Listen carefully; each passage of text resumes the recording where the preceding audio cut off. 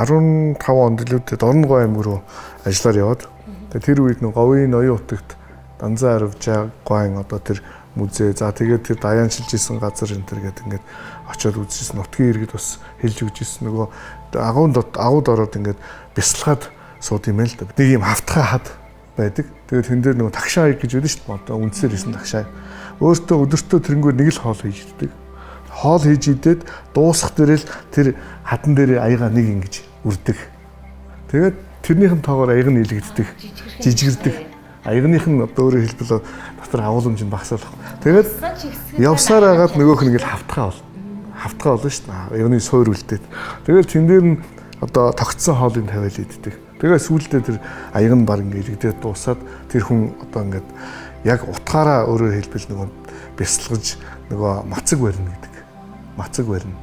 Тэгээ нөгөө оюун ухааны хувьд ч тэр бие организмын хувьд ч тэр ингээд цэвэршиж байна гэдгээ тэр хүн тэгж одоо олон жил тэр агууд сууж бясалгаж байхдаа бие эрхтний хүртэл цэвэрлж байсан гэж тийм түүх байдаг.